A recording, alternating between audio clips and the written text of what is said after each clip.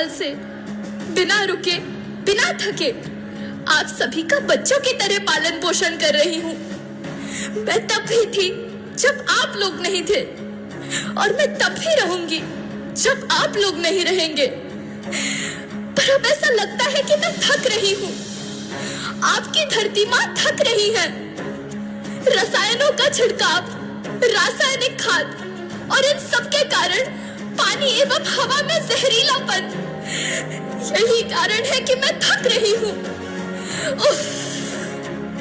क्या आप जानते हैं कि इन रसायनों के जहरीलेपन से मेरी मिट्टी वैसे ही जलती है जैसे आपके शरीर पर कोई तेजाब डाल दे। लगता है मेरे बच्चों को मेरे दुख का अंदाजा नहीं है। मेरी मिट्टी बंजर हो रही है। ये रसायन मेरी मिट्टी के उपजाऊपन को खत्म कर रहे हैं और उसमें पाए जाने वाला नमक मेरे शरीर पर मिर्च की तरह जल रहा है। मेरी फसलों की पैदावार कम हो रही है। मैं धीरे धीरे और थक रही हूँ।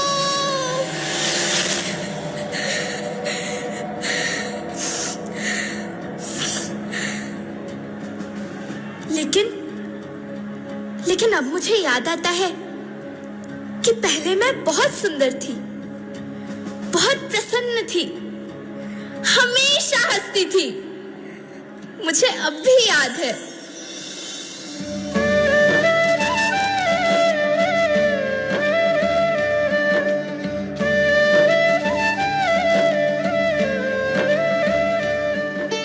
मैं तुम्हारी माँ सुंदर क्यों ना होती?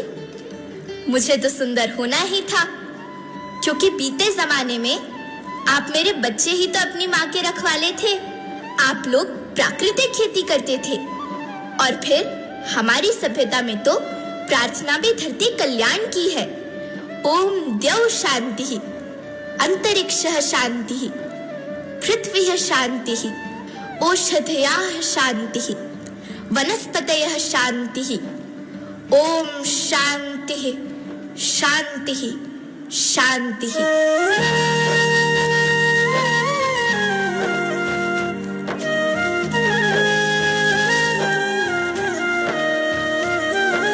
नदियाँ, जंगल, झरने, पर्वत रखना इन्हें संवार के, इनको रौंदा तुम न बचोगे, धरती कहे पुकार के।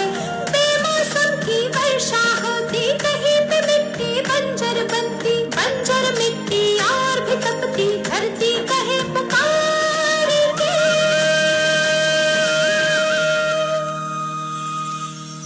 हजारों साल से मनुष्य धरती की गोद में रहता आया है, लेकिन आज मैं आपसे पूछती हूँ कि आपने इसके बदले धरती माँ को क्या दिया?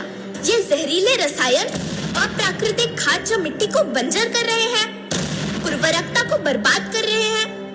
आप अच्छी पैदावार के लालच में जो रासायनिक खाद अपने खेतों में डाल रहे हैं, वो अभी तो लाभ देगी, लेकिन लंबे समय में उसी रासायनिक खाद का नुकसान भी है। रासायनिक खाद जहर समान है, और तो और फसलों में पानी की खपत भी बढ़ गई है, जिससे खेती की लागत बढ़ रही है और पानी का स्तर जमीन के काफी नीचे जा रहा है।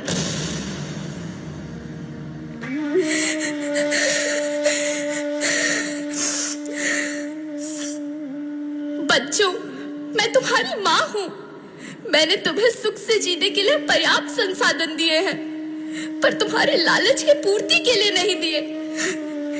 ऐसा लगता है कि थोड़ी सी अधिक पैदावार और अपने लालच के लिए आप सब अपनी अगली पीढ़ी, अपने बच्चे के भविष्य के बारे में सोचना भूल गए हैं।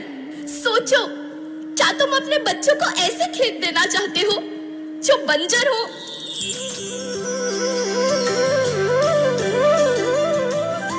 अरे तुम तो विंध्य की बेटी हो, मध्य प्रदेश की बेटी हो, भारत की बेटी हो।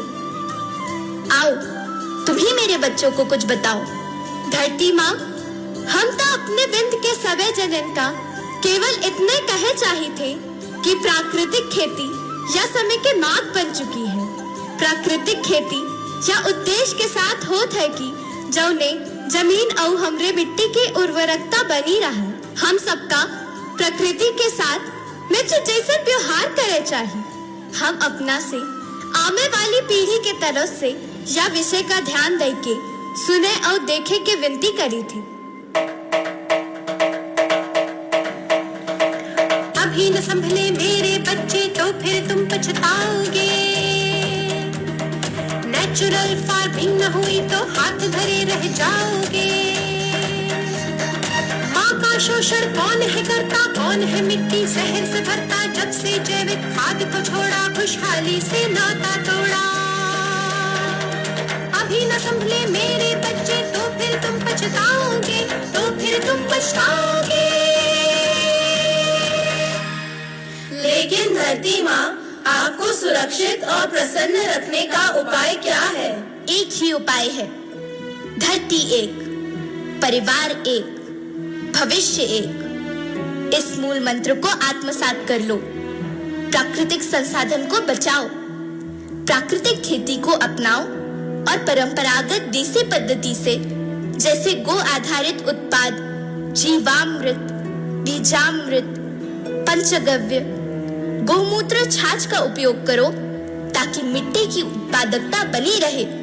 याद रखना, मैं माटी हूँ, माँ होना मेरे नाम में बसा है। पोषण करने के लिए ही मैंने जन्म लिया है। करोड़ों सालों तक धरती पर सांसों की डोर आगे बढ़ाई। पेट भरा जब सबका, तभी मैंने संतुष्टि पाई। वो माँ हूँ मैं सबकी, जिसने जन्म न देकर भी जीवन संभव बनाया। अन्नदाता मेरे पुत्र किसान, तुमने ही तो इसमें मेरा साथ निभाया। दिन रात सींच पसीने से मुझको हर मुंह तक रोटी पहुंचाई। जब तुमने माथे मुझे लगाया, मैं हरियाली बनकर मुस्काई। मिट्टी बंजर होने से या धरती के नुकसान से किसी एक देश, एक द्वीप, एक समाज या एक धर्म का नुकसान नहीं है, बल्कि सभी का है, क्योंकि सभी आपस में बंधे हैं। धरती की श्रृंखला टूटी, माला टूटी, सब बिखर जाएंगे, सब खत्म हो जाएंगे।